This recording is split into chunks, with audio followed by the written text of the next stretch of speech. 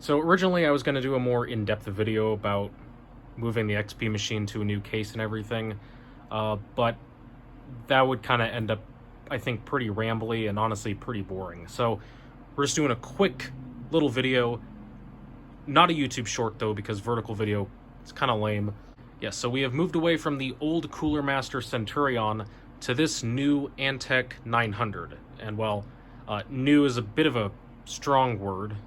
You can definitely tell where the case has been like cracked on the top and glued back together and whatnot, and yeah, it's a little dirty. Yeah, and this bottom drive cover, it's kind of rusty. I had to do what I could to scrape it off. The rest are in decent enough shape, but it is what it is. I could repaint it, but I just haven't felt like it. I believe the Antec 900 came out kind of tail end of 2006, maybe early 07. So it fits in perfectly with the time frame for the build. And from what I can tell, this was a pretty popular case as well, because there's a date stamp inside of the case that said it was made in 2011. So they made this case for at least a good 4+ years. So that's pretty interesting. And yeah, even though it isn't in the best of shape, I chose it mainly, well, one, I got it for free, and two, look at this airflow. This airflow kind of setup was not very common. You could put 3 fans in the front, technically, I guess, if you really wanted to. Although I do kind of need at least an optical drive, so 3 fans is practically ruled out. But yeah, 2 120mm fans in the front. I have a 120mm fan exhausting out the side panel to help take out some of the heat from the GPUs. And then sort of this case's main feature is a big 200mm fan mount on the top, which was definitely uncommon then. It's not really common now either, but 200mm is really good, and it should be supported more often, because you can get a massive fan that spins slowly and is dead silent. I have this Noctua NF20, I think it is. It only spins at like 800 RPM, but it is dead silent. I mean, it doesn't really matter in comparison to the rest of the computer. The rest of the computer is kind of a wind tunnel, but this moves a decent amount of air, and it's barely spinning. Now, these did originally come with their own 200mm fan, but the one that came in the case was literally just the frame. Someone literally snapped out the entire middle of the fan. It was just gone. So I don't know how you do that. We are down to a single optical drive. It's not that big of a deal. It doesn't bother me that much. I never really used the second one, but I had to get rid of the second one if I wanted to have 2 fans, and the airflow was a much bigger concern to me versus a second optical drive that I barely use. We still got the 7 USB 2 ports because the front I/O in this case, it is a step up over the Cooler Master one. It's not completely shot. It's only 1 USB port that's broken. I don't know why both of the XP cases I found have broken front panel ports, but I guess it's just a running theme. I guess if I ever get a third case, I better see some broken audio jacks on that sucker. But yeah, at least this USB port does work, so that's nice. Firewire, I have no idea. I haven't tested it. The audio jacks may or may not work. I did hook them up to the sound card, but I don't know. I haven't tested it.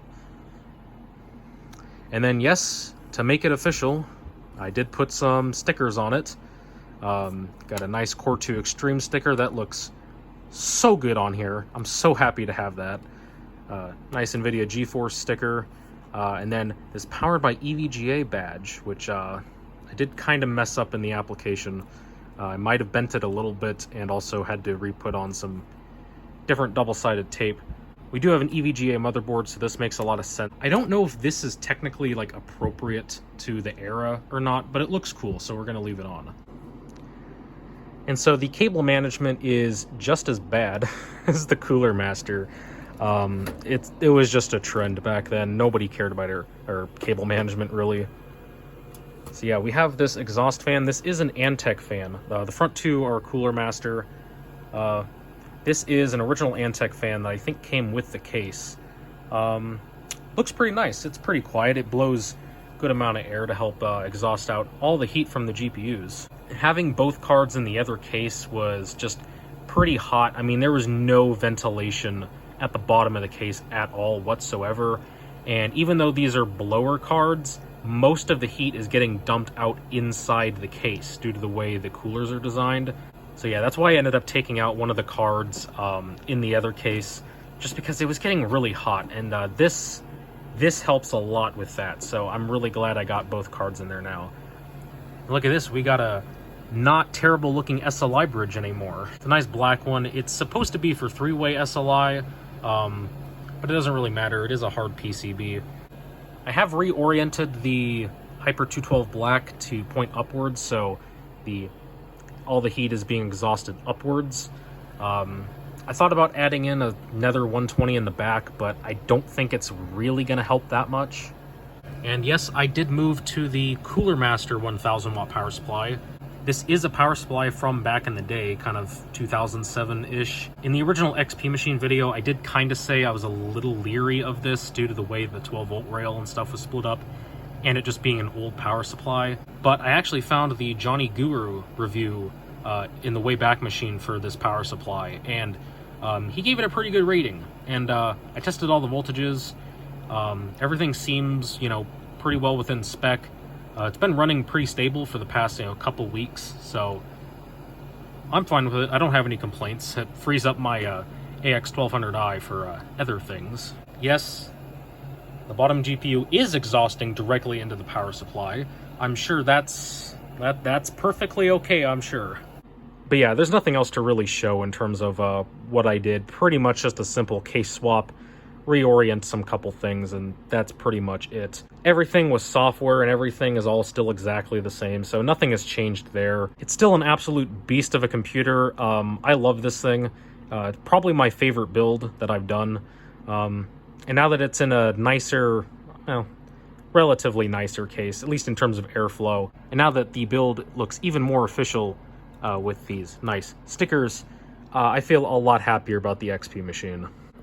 You'll definitely see it again in the future, so stick around for that. They may even involve non-XP related things on the XP machine. So, I don't know, take a guess. What do you think I'm gonna do? Probably something stupid.